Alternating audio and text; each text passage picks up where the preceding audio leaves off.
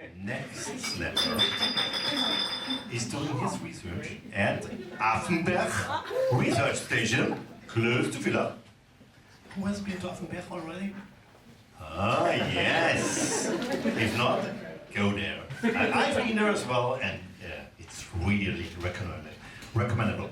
So, Roy Hammer is presenting us a grandma story. What aging in monkeys teaches us. Big applause for Roy Hammer.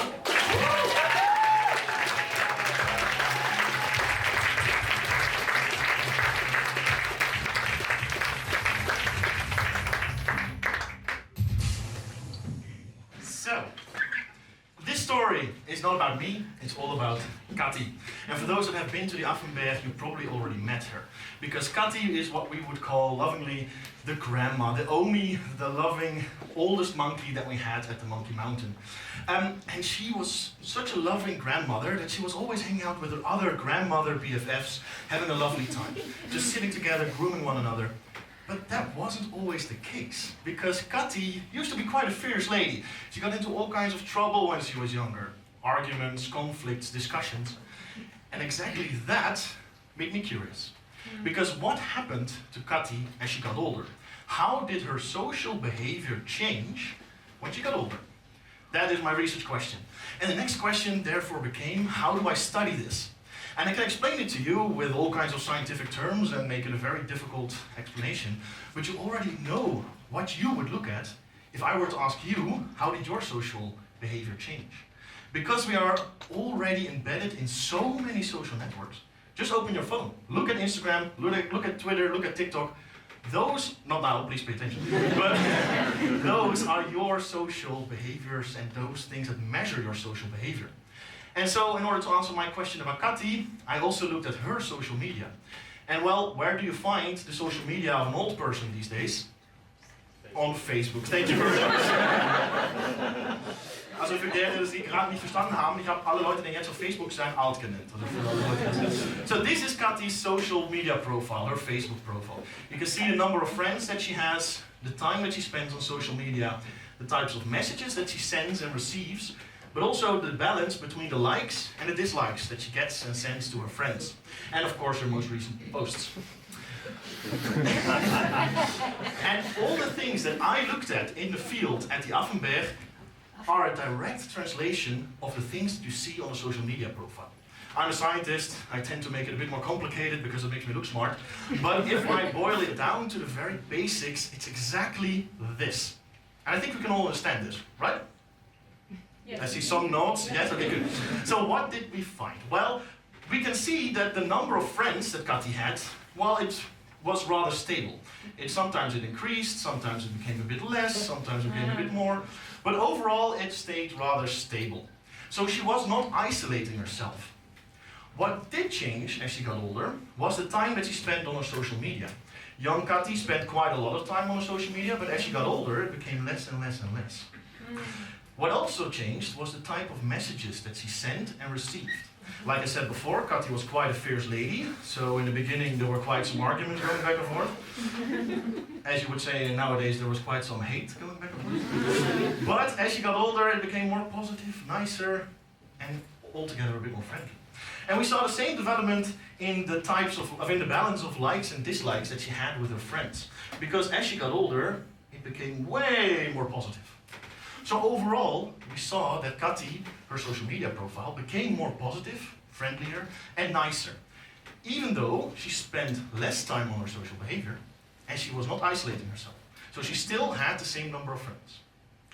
And it wasn't just Kati that showed this, but all the other female Japanese macaques that we studied at the Affenberg showed the same. So cute Amanda and Michaela, for those that want to visit the Affenberg, you can still meet Michaela today.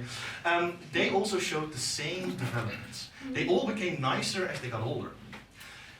In general, as a behavioral biologist, I call these developments due to age, social aging. And you might wonder, why should we look at social aging? Well, in order to explain that, I have to look at one of Kati's most recent posts, namely the evolutionary tree of us and our closest relatives, the primates. Because our study has shown that Japanese macaques show social aging. These are the macaques. But not just the macaques show social aging. The apes do it too. Gorillas, chimpanzees, they also show social aging. And we humans also change our social behavior as we get older. So social aging is a biological process. It's evolutionary. We share it with our closest relatives, and therefore we must have shared it with our common ancestors as well. And why is this important to us? Well, humans, unfortunately in our case, are a bit special, because we are the only primate in which it is said that social aging leads to social isolation. It is unfortunately a growing problem that the elderly, as we heard before tonight, get more isolated, alone, depressed as they get older. And there are some that say that this is because of social aging, and that social aging is a cultural problem in our modern times. But that's not true, because our research has shown that we share this with other monkeys and primates, which means that social aging itself is biological, it's evolutionary. But the way that we deal with it, that is very much a problem of our modern societies. Because we isolate our elderly, we put them away into care homes, we remove them from the social surroundings that they grow up in. But maybe we could be more like Kati. Maybe we could actually follow the example that Kati has shown us. If we allow our elderly to grow up with the BFFs that they have made over time, let them be in the surroundings, in their social surroundings, as they grow older, maybe our elderly would not be so isolated as well, and maybe they will also become more positive. And if not, we can always send them to senior university.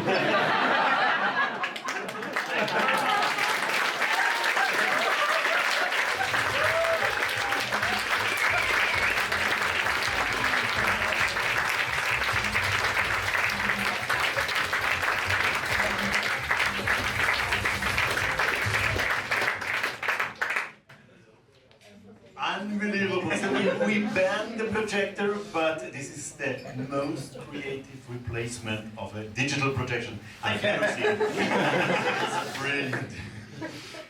What is the time span? For how long do we have to observe Kati to realize that there's a change in behavior? That's a very good question. Preferably her entire lifetime, of course, because then we know how it happens from birth all the way to seniority and everything in between. But at the Affenberg, we have a database that spans 6 years now, which is already, especially in primatological research, a lot of data, because it's really hard to follow the same monkeys every single year, every single time. Not only do you need to know the monkeys, you also have to have people in the field. A little shout out to the amazing team that we have in front of here, because we need to repetitively observe them, and that's the challenge. So the fact that we have 6 years of data on our monkeys is already very high standard within the field of research that I'm in. Yep.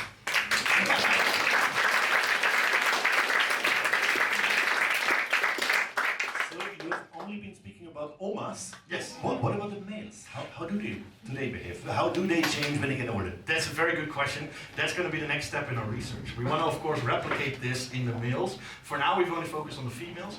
There will be I expect a change with the males, and it all has to do with their social family, social system. So the females, they stick together with the family their entire lives. It's a matrilineal species, which means that the family comes first for the females, but the males, they leave. They leave their family when they get sexually mature, and they have to kind of fight for themselves. And because they have to work for their place in the group, and can't really rely on their, well, relatives, they have to kind of keep on working and working and working. I still think that there will be similar changes, but I think it will be a bit delayed, because I think they will have to keep working a bit longer in comparison to the females than the males do. So that's why I think the females can enjoy their pension and retirement a bit earlier, but the males, they have to keep on fighting for a while. That's what I think will happen. But maybe in a few years I can stand here with the social profile of Pauli, for example, or any other male that we have. So in 6 years we invite you again. Yeah, thank you very much. Right,